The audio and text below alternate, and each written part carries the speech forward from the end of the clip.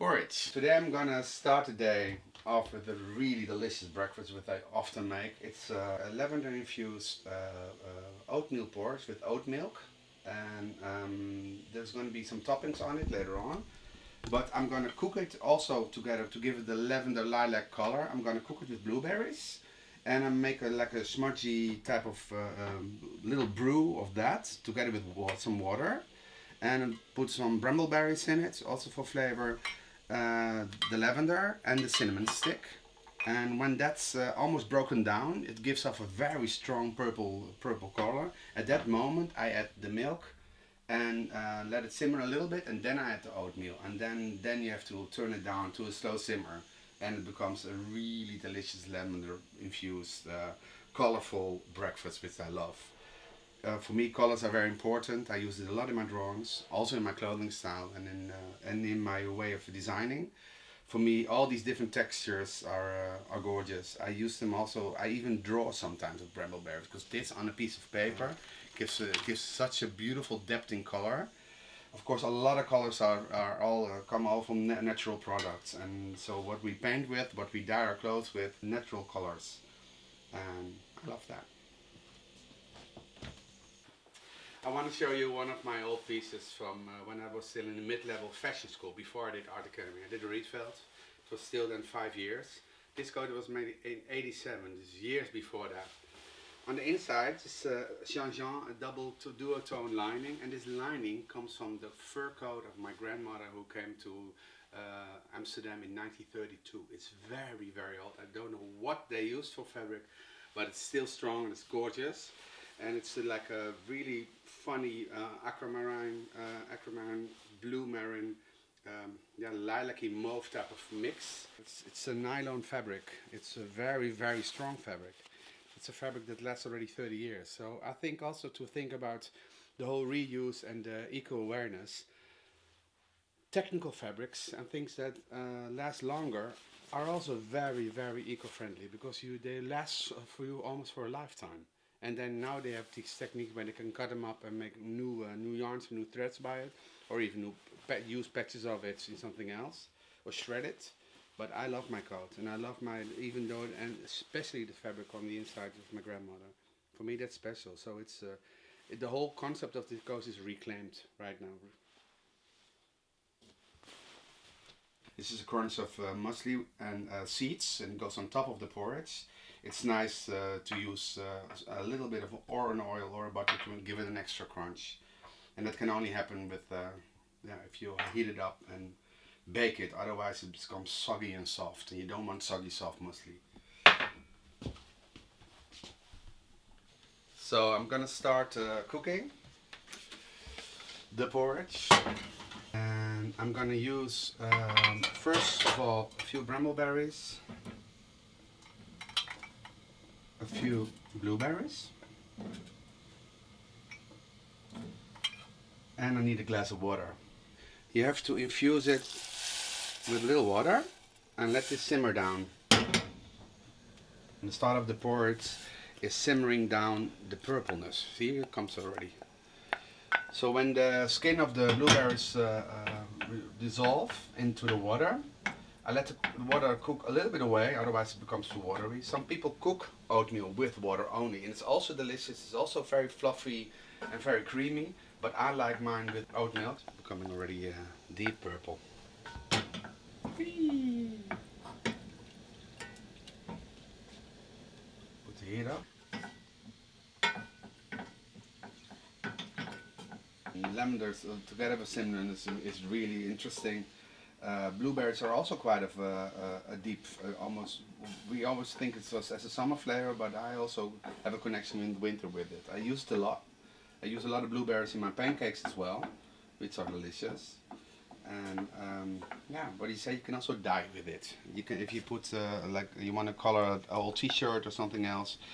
It's gorgeous. It gives off a gorgeous color. Use a little beetroot in it to give it a more red tone. If you use curcuma, the yellow roots, together with beets or together with this purple, you get a really beautiful orange. The same fluid as you have right now is also really good for pickling. You can use cucumber, red onions, chili peppers. You can put everything in it, and everything turns to this magical red color. which I love. First it was purple, now it's turning red. And that's so nice. I'm gonna put the oatmeal in. It's a coarse oatmeal and a fine oatmeal mixed. So you still have these particles of the bigger pieces and some fine ones. It already becomes a beautiful color. Now I'm adding the oat milk. When it's cooking, I have to put it on a smaller fire. I'm gonna start with the topping.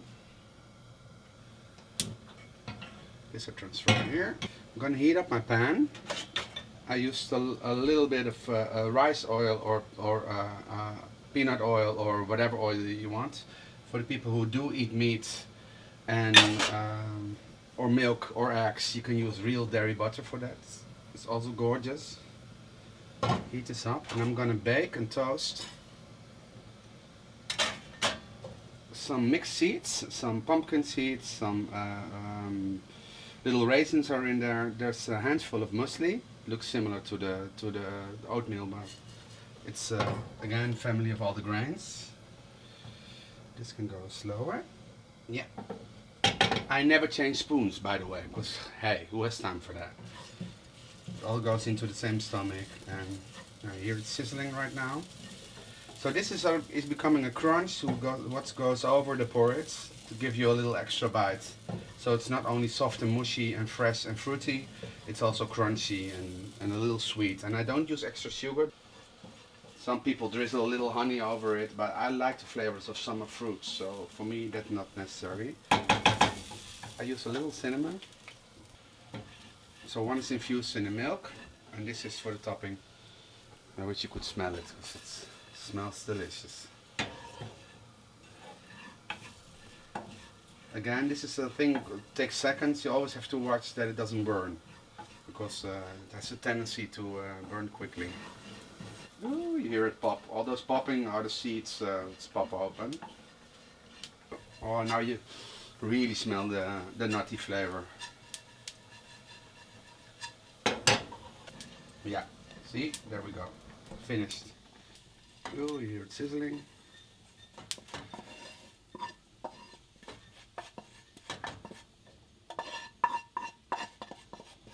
There you go, one topping for purple, pink, red porridge. It's delicious. The natural sugars from the raisins and also the nuts and seeds, they pop out. You don't need sugar in this, guys. You just need to heat it up. Use a little or butter or oil, like I told you, the vegan version, and heat it until golden brown, and sprinkle that on top, or your muesli, or your yogurts, or as a snack. It's really delicious as a snack as well.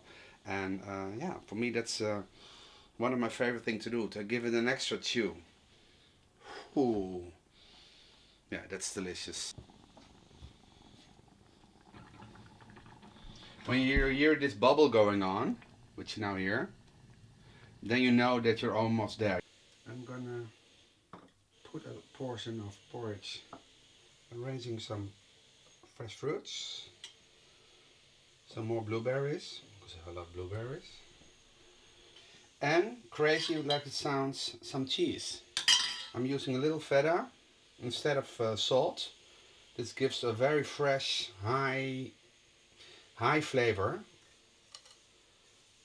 I'm generous with it because I don't like waste. This is for the second portion. Oh, there you go. A delicious, gorgeous, purple, deep flavored lavender blueberry porridge.